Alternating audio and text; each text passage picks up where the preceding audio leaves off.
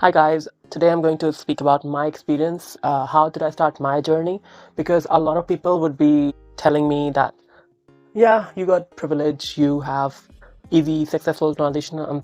I don't understand the concept of successful transition. To be honest, I can still pass as a male if I go out and if I want to go out as a male, and I can also pass as female if I want to pass as female. I'm just being me, whether I pass or not. There's something different about me since I was a child. As far as I remember, that's how it was. I used to question myself when I was a kid. I was a very religious kid as well, from a Muslim background. I had a deep faith in God, and I used to ask God, like, why am I like this? Why did you make me like this? Even in my religion, it was taught to me that you can't even question God. So it was very difficult for me because I was going through all this and I couldn't even question God within my own head, within my own heart, that why God, why did you do that? I cannot ask this question, why? That was the first time when I became rebellious and I started asking God that you made me this way, you're going to answer it. Childhood was not as traumatic as a lot of people might give you their story that their childhood has been very traumatic, or maybe I was a child who was a typical Aries because I didn't even give a damn what people think about me. I was like that since childhood. But again, there were some times when people were not just verbally abusing, but also physically. They were like trying to um, push you away and do stuff like that. And I grew up in Pakistan, so I wouldn't say it was very easy. So, when I was a child and people used to mock me or make fun of me that I'm talking like this and very campish, that according to some people, or how I describe it, it was very campish behavior of mine. I was trying my mom's makeup and stuff. When they were not looking, when they were not in the house, I used to do that, wear all that jewelry and stuff, and then used to get shouted at as well. My parents were very liberal, understanding, but at the same time, it was obviously not normal. But outside was a different story because for me, like even when people were making mock of me or fun of me, I didn't as much cared as much as I cared about the reputation of my own family. I wanted to protect my own family. I was an older child, so I had to, be the protector, be the provider. And this thing was built in me since I was a child. Like I have to put a good image outside, and I do not want my parents to hear or suffer anything because of me. So I started controlling my behavior. I tried not to act campish. I tried to hide my nature because whatever the concept I had at that time of myself, I tried to understand. And basically I was growing very fast in a mental, emotional way. I'm not saying I was intelligent, but it allowed me to understand the society, how society is, what they expect from men and women. And this concept I was learning very fast because when we are kids, we do not understand, at least in my childhood, we were so innocent that we didn't understand the difference between male and female. So we were being ourselves. I think the less people knew that time, the more easier for me it was because even though I was getting hooted on, I didn't know what they were hooting me for. Uh, but gradually I understood that this is my behavior that is causing troubles. I was trying to suppress it. Growing up, like I had a difficulty making friends because it was so difficult to be open with someone because of your situation which is going on. I learned to suppress myself, my true feelings, my true identity, which was in my head. Now a lot of people will say, what was identity at that age? It's not that. It's like what I like, what I not like. I used to hide all that because if I would tell that I want to wear pink today, people would judge me. uh, so those type of little things. This is just example. I'm not saying I love pink or and stuff, but that's just an example. So it was that's where I began to hide. That's where I began to isolate myself. And since that time, it made me introvert. I was very confused because, I was an extrovert child. But since these things made me introvert, so I was only introvert about these stuff. And I was introvert when it comes to being close to people. But I was extrovert when it comes to showing my opinion about someone. So complicated. I'm not a child psychologist, so I cannot answer that. But for me, it was really hard to pinpoint myself and put myself in a box, whether I'm introvert or extrovert, because there were things that made me really embarrassed, really introvert, and really shy. And then there were things where I would I would put my opinion forward no matter how much it will hurt you and stuff like that. So I was also insensitive at that time. So that was my basically childhood persona. So again, struggling with friendship. My first friend who I shared everything with was on a dating site. I joined a dating site, which was a gay dating site on Yahoo, if you remember Yahoo chat rooms. So there used to be Yahoo chat rooms, and I met my friend over there. He was in Pakistan. I was in a different country at that time, and so we were talking, and that time I realized, wow, there are different people like me in this world. I'm not alone. There are other people like me, and who have same thinking. And I found first time there's a name for it, and people call them gay, because I didn't know there was anything called transsexualism or transgenderism or gender identity. All these terms, the name things, what we are so aware now because we have word for everything. We didn't have that at that time, or even if we had, it wasn't very common in everywhere in every country. So especially in my place where I wasn't aware. So for me, like if somebody is a trans person or a gay person, for me they both were gays. I didn't have a clue, because that's why I can empathize, or that's why I can understand people when they sometimes, not purposely, but unsurely, they sometimes misgender someone because they're not aware with the concept. I know because of media now, more and more people are getting aware of, but there are still countries where people are not very aware of it, and it's the hardest truth. So you still, one, if you want to be understanding about someone, then don't mind when someone is using wrong pronouns, because sometimes it's not, they genuinely have no idea. That's why so when I get attacked by people saying that I'm being nasty towards trans or anything, I'm not, because I'm just trying to understand from other people's point of view as well, not just my own, just because I'm this way. But call me whatever, but deliberately I'm not trying to be hateful or anything like that. I know the struggle. Maybe your struggle is harder than mine, but somehow I am part of it, and I can't take that out from me. I found my first friend at that site, and since then we became friends. And through him, he introduced me to other people who were like me. And that time, I felt like, wow, this is good. When I joined that dating site, so again, before meeting this friend, I met some other people who I had physical relationships with, not relationships, but actually physical 1 hour or a night, basically, those type of things. And most of them were, it's very controversial to talk about it now, but those people were like 30, half 30, 40 uncles, basically. And I was 12 at that time. And my parents didn't know I was talking to those people. And those are the people who were married to women. And um, I was lonely. A lot of people were not like me.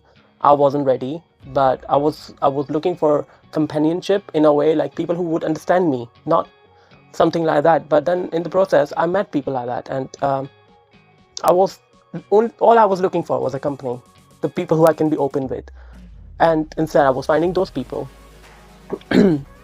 So that was a time when I was actually getting blackmailed by people because I refused to meet them the second time.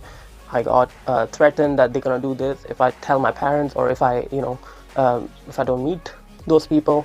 So yeah, people were trying to take advantage. But again, I was a hot-headed person. I didn't give up easily. So that's why. But anyway, so I met my friends, and the journey begins from that time. And then I felt like I don't need to go on those sites to find friends or to talk to someone, because I found friends. So friendship was totally fine with me, and I was really happy to find good friends who would understand and who would be just like me. Sorry, before moving to West, there came a point where I started seeing the physical changes in me, which is called teenage years. And the late teenage years, I was getting more and more worried about my looks, more and more worried about why am I getting facial hair. I don't know how many of you would cry on their 17th birthday, but I did. I actually cried on my 17th birthday because I turned 17, because I thought my life would stop if I would turn 24 or 22, because I didn't want it to turn manly. I did not want to turn manly. And I couldn't stop aging. I knew what age comes with. Age comes with, the facial hair, the body hair, the bones, you become more and more like your gender. Gender means like your anatomy. You know what I mean, like more manly, feeling of not being able to see yourself in the mirror started from there. Because when I was younger kid, even though I was born a male, when you're a kid, you got androgynous features. You can blend in easily. I was a feminine kid, feminine looking kid and stuff. So I never felt the need. I didn't have that much discomfort.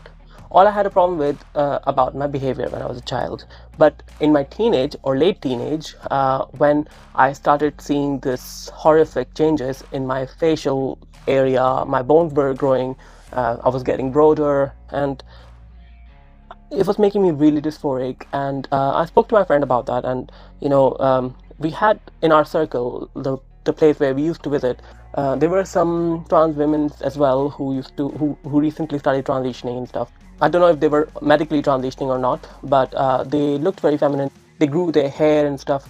I looked at them and I was like, I don't want to be this way, because the way people were treating them and the way people were hooting at them and shouting at them sometimes. But they were also getting male attention, because the same males at night time, when nobody's looking, they will be the first one asking for their numbers and do all sort of stuff with them. So this was very shocking for me at that time. And I was telling my friend that sometimes I feel like they're lucky to be who they are, but they're very strong as well, because I couldn't tolerate this. I had no strength.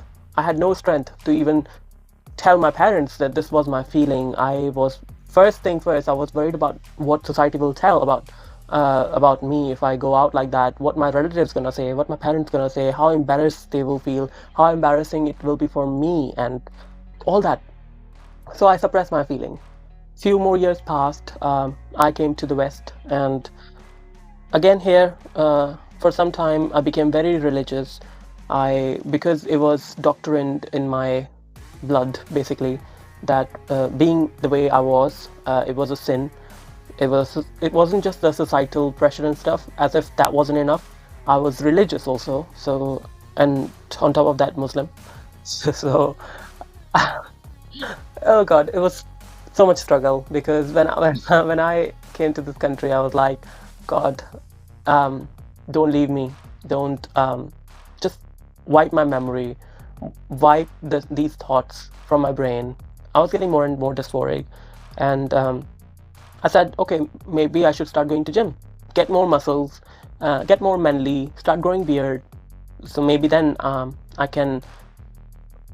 should give my best, and maybe it will help me change. I tried changing it at the age of 21, and I started talking to a girl who I thought I had a feeling for, but not physically. I could never imagine going physical with a woman, but I gave it a chance to talk to her online, and we were getting serious online.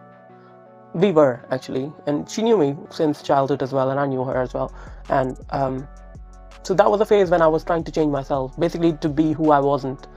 And so no one now can blame that I wasn't trying. I actually did try. I tried to be who I wasn't. It was so difficult for me to control my tongue, my eye movement, my gesture, my hand gestures, and my dress sense. Try not to look too good, because when I was looking too good, I was looking feminine. So to look good different way and stuff like that. And that was a tough time, and I was praying a lot. I was praying 5 times a day, and I was constantly praying. Then there came a point when I just couldn't. I felt like I was lying to that woman. I was lying to that girl. I was only 21. It was tough, but I said to her I couldn't do this anymore. I didn't tell her why, but I just said I can't go about it. I cannot continue with this. I didn't give her the reason, because this was very embarrassing for me as well. So broke her heart, basically. That was a turning point for me. I was feeling guilty. I was blaming myself that I ruined someone's heart. I broke someone's heart. I was already struggling with myself in the mirror, and on top of that. And then I met someone who was interested in me, a guy, online again, but I wasn't looking for a relationship or anything at that time. So that guy said that to me, that yeah, they're interested, but I said no, I wasn't ready. And but I was happy with that person as a friend, so we became good friends, and that's who became my friend when I came abroad, because all my other friends, they were left left in Pakistan, when I was in Pakistan. So then that was the time when I was actually started losing hair. Yeah. Losing my hair wasn't like losing hair for everyone. That was different. It's like losing my identity. Because if you know the difference between men and women, losing hair for men is completely different than losing hair for women. It was traumatic for me. I was getting more and more dysphoric. I didn't even know the meaning of dysphoria at that time. Because I had strong beliefs in my religion, I couldn't even question myself. I wasn't trying to be honest with myself about myself, because I thought I'm gonna go to hell and, I will face the consequences. And I was at the same time thinking, like, why does God allow it? What did I do? Like, is it karma? And even if it is karma, why don't I remember something, what I have done in the past? Maybe that's why I'm facing this, because then I would still accept it. Yeah, maybe this is my punishment, maybe, to live this way. But I wasn't getting any answer. I wasn't. And I searched different religions and stuff, and I wasn't getting any answer why people suffer, why kids getting, abused, and why so many things are getting done in this world which shouldn't be getting done. Because in my religion, in my faith, people say God loves you more than 70 mothers. And I was like, one mother is enough for me. That no mother wants this for their kids. No mother wants their kids to suffer. And you're telling me God is equal or loves you more than 70 mothers, and yet the God allows this to me. Because for someone who is on that position where they have all the power, they have power to get these feelings away from my brain. They can make me normal, whether male or female. But nothing was happening. Yeah, when you don't get answer, only then you realize that what are you doing? I was finding myself already. Anyway, I took guts. First time I took guts to come out, to say to my parents, now I want to live the life. I give it a try, living life as a male. Now I tried 100% in these 20 years. I tried so much, but now I can't do it anymore. It's so difficult for me.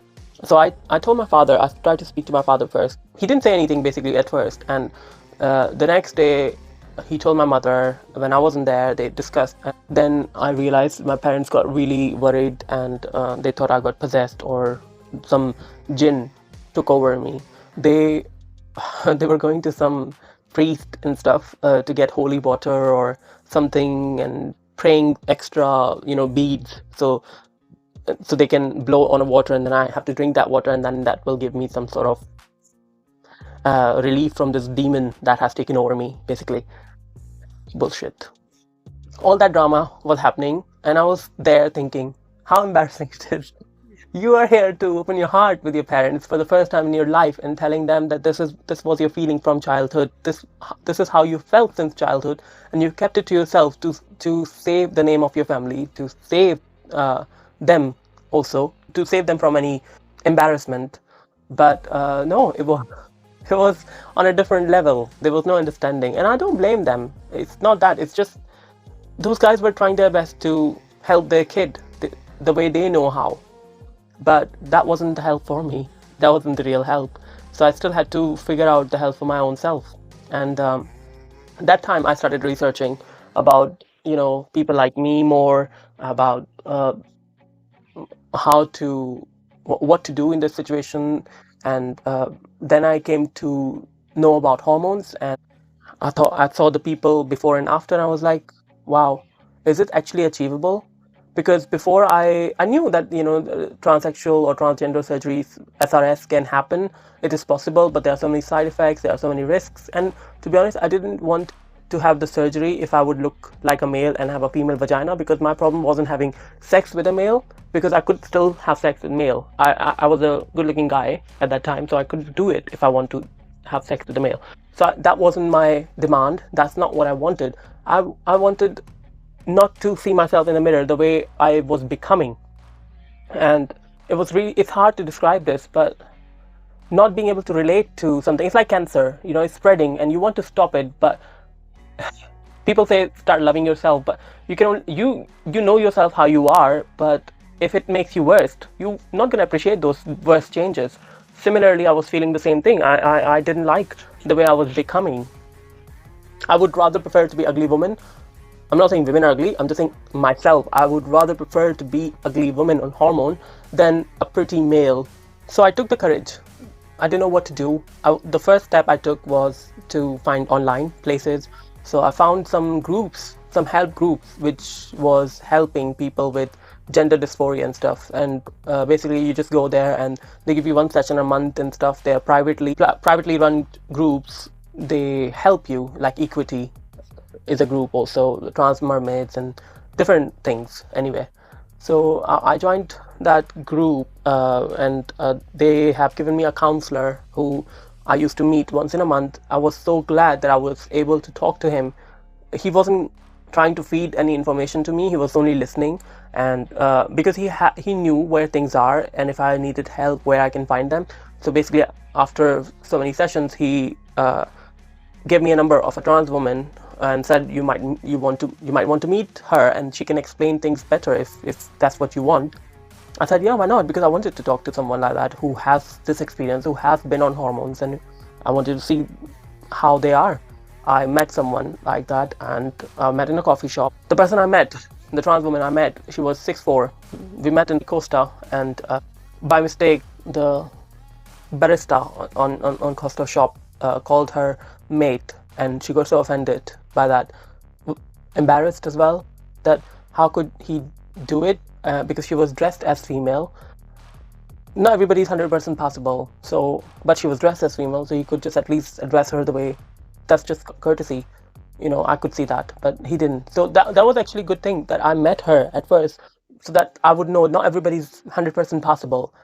You will find people. She has been transitioning for a long time, and she would deal with people on daily basis, people like that who would somehow misgender her, whether purposely or not, but misgender her, and she has to be brave enough to deal with it.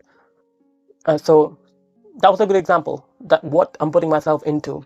So, but I couldn't tolerate the way this was happening. So for me, I was like, yeah, even if I get hormones, and even if I'm able to see slight changes, I'll be happy. At least I just wanted to preserve myself. Basically, I wanted to preserve my feminine look, whatever was left so far.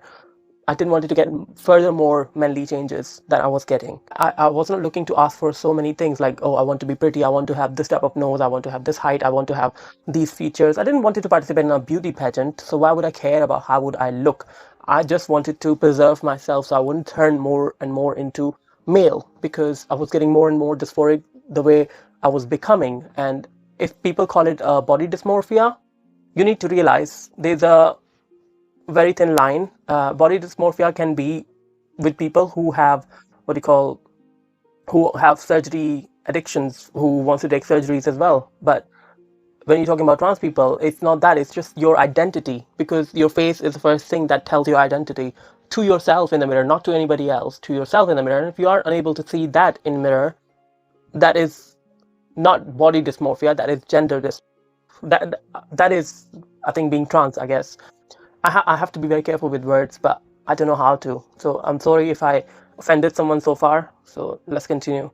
So I met her, that trans woman, and she advised me to tell my GP about that, because I wanted to know where to start, where to begin. And then she guided me, like, you have to go to GP.